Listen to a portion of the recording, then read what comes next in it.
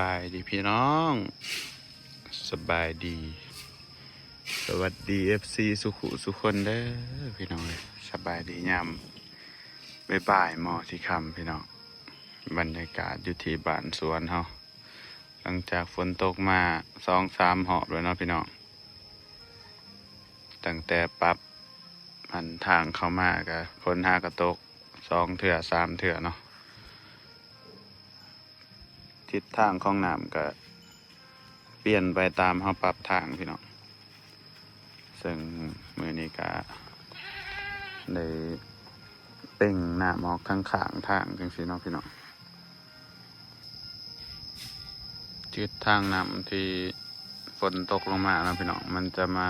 รวมอยู่ตรงนี้นั่นก็คือให้หน้าที่เขาจงไว้2 ให้แหละเพราะว่าพื้นที่หน้าของเขามันต่ำพี่น้องมันต่ำกว่าพื้นที่หมู่บ้านนั่นแหละเนาะซึ่งน้ำทั้งทั้งมวลของหมู่บ้านมันก็จะไหลลงมาทางนี้พี่น้องมันคอยลงมาเลยเนาะซึ่งน้ำก็เต็มในนี่เลยพี่น้องเลย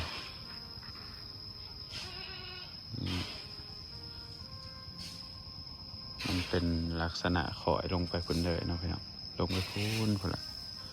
แต่ว่าน้ำบริถ่วมเลยพี่น้องตรงนี้น้ำมันไหลลงไปมันก็จะมีห้องอยู่ปลายหน้าอยู่ไกลๆไปแล้วมันมีห้องอีกห้องหนึ่งมันก็จะไหลลงไปห้องตัวนั้นแล้วก็ไหลไปอีกเนาะเดี๋ยวพามาเบิ่งก่อนนี่พี่น้องที่เขาเป่งน้ำออกเพราะว่าน้ำมันไหลมาจะสิเนาะเขาก็น่าจะได้เป่งออกข้างนี้คันว่าเป่งออกข้างนี้ก็จะสิเป่งไปทางใดเนาะพี่น้องเพราะว่าจุดนั้นมันจะมีห้องน้ำท่าบอลเลยบอลที่เขาไปหาหน่อไม้นะพี่น้องมันจะไหลน้ำลงไปทางนั้นเลยถ้าเขาเป่งลงทางนี้มันก็สิไหลลงห้องตัวนั้นก็แล้วเลยจะสินะวันนี้ไอดอนเพิ่นมาขุดท่อเนาะพี่น้องเลยขุดท่อใส่ว่างท่อใส่ให้มันไหลลงไปจะสินะบ่ใส่ท่อใหญ่เด้อบ่สะดอนบ่ใส่ท่อใหญ่เด้อบ่สนใส่ท่อ PVC เอา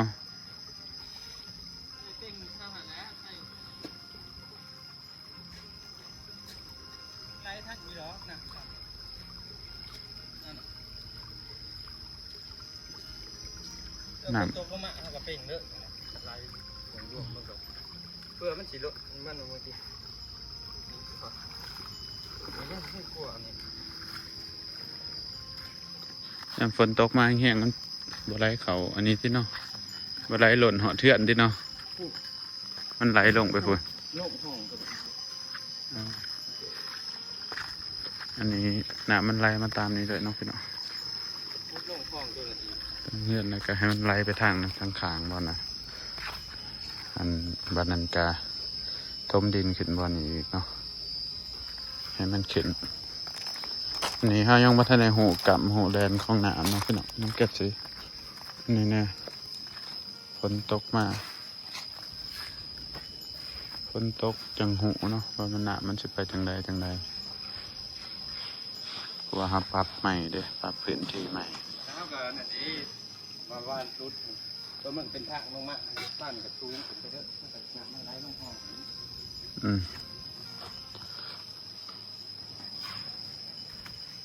อันนี้คือทิศทางน้ำพี่น้องเดี๋ยวจะพามาเบิ่งมันจะมีห้องน้ำอยู่ตรงนี้อีกอันหนึ่งเนาะห้องน้ำของหมู่บ้านนั่นแหละมันก็ไหลลงหัน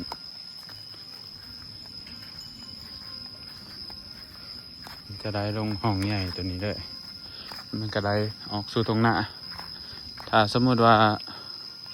ปีหน้าเราปรับพื้นที่เนาะมันก็น่าจะไหลลงคนเลยลงห้องตัวนั้นดินเขาหอดใส่วะขามตัวนี้ไปอีกวะ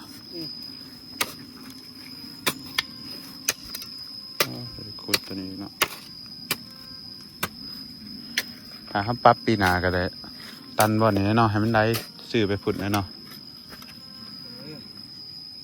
มันไหลลงนี้ให้มันได้ลงห้องจะสินะปีหน้า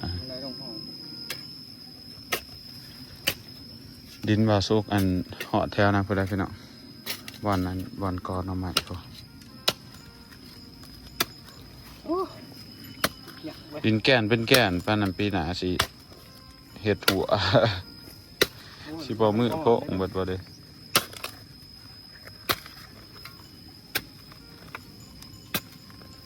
ว่าสิว่าสุกว่าสิเฮ็ดอันนั้นพี่น้องเฮ็ดหัวว่ามีงบประมาณพุ่นละเฮ็ดหัวอ้อมที่ดินเฮาไว้ปรับที่หน้าแล้วเอาไปแล้วเนาะพี่น้องจึงสิได้เฮ็ดหัว แต่มันสอนก็แล้วนะ มันก็ไล่ลงเลยเนาะเป็นดินทรายพี่น้องดินอันนี้คันถือฝนแจบเลยแจบเลยพี่น้องเอ้ย แจบดีแต่กระแหนนเห็นว่าทาง ต้องไปคูดเบื้องบนทางเนี่ยมัน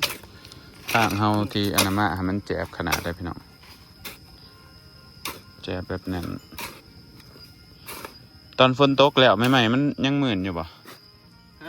ฝนตกแล้วใหม่ๆบ่ทันแห้งมันก็ยังหมื่นอยู่บ่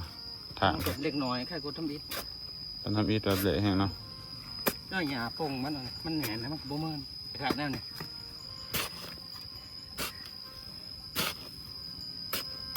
สั่งหญ้าแฝกมาบ่ทันหอดพี่น้องเขาว่าตายค่าคนส่งเด้อหญ้าแฝกค่อยมันคนส่งซองต่อเนาะฝากมาแต่ไทยแล้วก็หอดสร้างอยู่ด้านเด้อสินะด้าน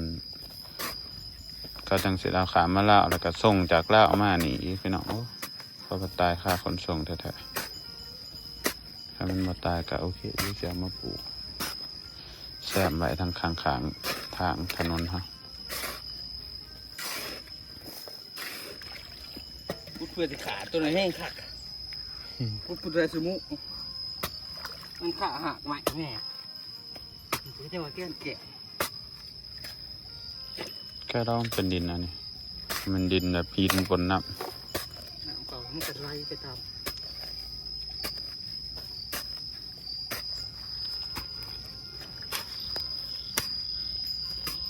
ำน้ำลายเลยพี่น้องเลยมันต่ำจุดนี้ก็จะเป็นกระถ่อมเนาะส่วนว่าปีหน้าเขาปรับกะน่าจะได้อันนั้นอยู่ดินเข้ามาให้มันเต็มเนาะบ่อนนี้ให้มันเพียงกับอันนี้ให้มันเป็นเดินบานได้ซาบ่อนนี้เฮ็ดพื้นที่เดินบานประมาณแถวๆนี้แหละส่วนทางข้างก็เฮ็ดเป็นสวนเป็นหยังพื้นที่หน้าก็ลงทั้งหลุมเนาะทั้งหลุมบอนพุ่นเบิดพื้นที่ปลูกปังเลี้ยงสัตว์เลี้ยงแบะเลี้ยงงัวเฮ็ดขอกงัวนี่ดอนคนเลี้ยงงัวเลี้ยงแบะนะพี่น้องเดี๋ยวสิพามาเบิ่งอันนี้บ่อนที่เฮาสิปรับดินเนาะมันจะมีบ่อนที่วางแผนไว้เฮ็ดเถื่อนเฮ็ดอันนั้นเฮ็ดบ้านในอนาคตเนาะพี่น้องตรงจุดบ่อนหันน่าจะได้ถมดินส่วนบ้านหลังนี้ก็เป็นบ้านบ่าวน้อยเนาะพี่น้องนี่บ้านบ่าวน้อยแบบถาวรเลยเนาะนี่พอเป็นสาบทั้งในสาบเสาสาบอันนี้เนาะไก่สิแล้วพี่น้องสาบแล้วก็ยังปูกับปูพื้นเนาะปูกระเบื้องหรือว่าปูกระโดนปูนี่ก็น่าจะบดลบันไดเพราะว่ามันเหื่อนหลังหน่อยพี่น้องยิ่งปูกระโดอะไรกาตีฝาหลังจากตีฝาแล้วก็เดินไฟเนาะว่างโค้งตีฝาแล้วก็เดินไฟเดินสายไฟนี่ก็น่าจะบ่าวสุกเนาะพี่น้องเป็นคนมาเดินให้บ่าวน้อยคนไหนบัดเทินตีโค้งฝาแล้วเนาะมาจังสีมาเดินให้เพิ่นเพราะว่าสายไฟมันประมาณนี้มื้อนี้เพิ่นสาบข้างนอกมือละฟ้าบ่กระท่อนหนาบ้านพี่น้องมือละฟ้ากำลังเริ่มออกมาสาบ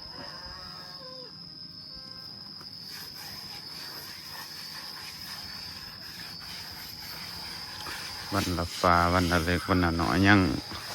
สายขวาแล้วกำลังก็น่าจะอีกมือหนึ่ง2 มื้อ 3 มื้อเนาะ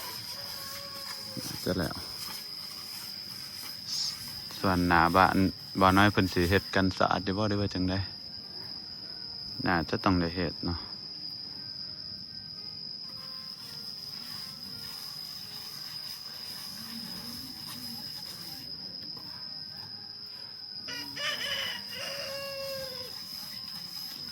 สร้างเป็นเฮ็ดทีละเล็กทีละน้อยทุกคนคอยปรับปรุงทีละน้อยเนาะส่วนอันนี้เป็นท่อน้ำเสียเนาะท่อของน้ำมาออกมาทางนี้แล้วก็ลงนี่เลยส่วนบัดต่อไปบัดพุ่นแหละเฮามาอยู่มายังเฮาก็จังสิต่อท่อน้ำเสียลงไปพุ่นแหละพี่น้องไปทางข้างเบื้องนั้นเนาะเราสุกวางแผนไว้ว่าน้ำเสียน้ำยังสิว่างไปเบื้องนั้นเพราะมันมีห้องเด้นี่ก็จังอันบ่แม่นเจ้าของอะนะก็คือพื้นที่เฮือนตัวนี้เฮาปรับตามอันนั้นเฮาแกะตามอันนี้เด้อพี่น้องแกะตามเจ้าของเก่าเขาเพราะว่าแต่ก่อนเนาะเพื่อนหลังนี้นั่นมันมีโครงสร้างจากเจ้าของเก่าเขาจะพี่น้องบ่าวสุกมาซื้อดินแล้วได้แถมมานำวันนี้บ่าวน้อยเพิ่นก็มารีโนเวทเอาเนาะพี่น้องรีโนเวทเพื่อจะมาอยู่วันนี้แหละมันก็เลยได้เพื่อนที่แบบว่าปินหลังมาทางนี้นะพี่น้องความจริงถ้าอยากให้มันเพอร์เฟกต์เนาะบ่าวสุกหันมาปินหน้ามาทางนี้ปินหลังใส่ภูเขาข้างหลังนะพี่น้องมันจังสิงามเนาะว่าขี่รถเข้ามาอย่างมันก็แนมเห็นหน้าเพื่อนนะแต่ว่าอันนี้หลังเพื่อนปินใส่หลัง ปินใส่ทั้งหน้าเห็นนะปินก้นใส่มันก็จะแค่ไหนเนาะพี่น้องก็ปรับตามอันนี้แผนในอนาคตก็คือปรับตรงนี้ครับปรับพื้นที่ตรงนี้เฮ็ดเป็นเดินบ้านอยู่บ่อนนี้อันหนึ่งเนาะเพราะว่าถ้าสมมติว่าบ่าวสุกมาอยู่บ่าวสุกจะมีแผนไว้ว่าอยากเฮ็ดบ้านอยู่ตรงนี้พี่น้องข้างๆกันนี่แหละสาเหตุที่บ่ให้บ้านน้อยต่อท่อน้ำเสียมาเบื้องนี้เนาะก็คือจะเฮ็ดเดินบ้านในนี้ในเขตบ้านนี้แหละจะเอาห่างๆไกลต้นไม้ต้นนี้เนี่ยจักหน่อยว่าต้นไม้ตรงนี้บ่าวสุกจะบ่เอาออกเนาะเป็นต้นกระโดนกับต้นเอียงแหละบ่ฮู้ชื่อมันนี่พี่น้องมันก็งามพอได้เป็นโฮมนะจะบ่เอาออกแล้วก็เฮ็ดบ้านไกลๆเพื่อแบบว่าการต้นไม้มันใหญ่เกินน่ะมันน่ะพี่น้องมันสิล่มใส่เฮือนนั่นนี่นะเอาสุกกระเช็ดไกลๆอนาคตถ้าสมมติว่าต้นไม้มันใหญ่แห้งเขาก็จ้างสร้างอิหยังมาตัดก็ได้เนาะพี่น้องคันมันย่านว่าอันตรายต่อเฮือนแต่กว่ามันสิใหญ่ปานนั้นก็คือเฮาคือสิบ่มีอายุฮอดทันได้เนาะพี่น้องต้นไม้กว่ามันสิใหญ่นี่พื้นที่เฮือนจะอยู่จุดนี้พี่น้องขี่รถเข้ามาทางตรงนั้นแล้วก็ฮอดเฮือนละตรงนี้เลยพื้นที่ตรงนี้เนาะถ้ามีเฮือนตั้งอยู่นี่มันก็งามด้วยได้เนาะพี่น้องแต่ว่ากว่าสิได้เฮือนเด้อพี่น้องยังอีกหลายปีอยู่เด้อ FC เพิ่นว่าอันเพิ่งไปได้บ่าวสุขเสียเฮือนเฮือนนี่สั้นมันเรื่องง่ายแล้วพี่น้องมันใส่งบอันทุนอันมหาศาลเลยอันที่บ่าวน้อยเฮ็ดนี่ก็ยังเบิดเป็น100,000 200,000น่ะบ่จักจะเพิ่นเบิดเท่าไหร่เนาะจะเบิ่งใน2เพิ่นได้แต่ว่าหลักแสนแน่นอนพี่น้องขนาดรีโนเวทดังน้อยๆส่วนก็บ่าวสุขสิได้เฮ็ดได้เนาะก็ต้องถมดินตรงนี้พี่น้องถมพื้นดินขึ้นให้มันเพียงกับทางหรือว่าสูงกว่าถนนบอนนี้แหละเพราะว่าเราต้องวางแผนดีๆนะพี่น้องกระทมดินเนี่ยก็คือสิเบิดลายเพื่อเฮ็ดถั่วอีกแน่นะพี่น้องเพื่อปรับที่ดินแน่โอ้ยยังอีกโดนนะพี่น้องกว่าสิได้เฮ็ดเถื่อนเฮ็ดสานอันนี้แค่ปรับพื้นที่ไปก่อนก็ยังเบิดลายแล้วเนาะกว่าสิเป็นขอบเป็นขั้วพี่น้องมันเป็นเรื่องง่ายเนาะพื้นที่ดินโคกน้องนายังแบบบ้านสวนนี่ยังแพงบ่สู่ดินในเมืองซ้ำพี่น้องคันชื่อว่าดินในเมืองนี่บ่ต้องปรับปรุงหยังหลายแค่สร้างเรือนอยู่แล้วก็แล้วอันนี้ต้องปรับหลายอย่างนะพี่น้องทุนมันก็เฮ็ดหลายนี่ทางถนนเฮาก็แจบไปเลยพี่น้องหน้าแฝกบ่ทันมาถนนแจบละอีก 2-3 ปีแห่งแบบบ่เละเลยนะแต่ว่ามันสิค่อยต่ำลง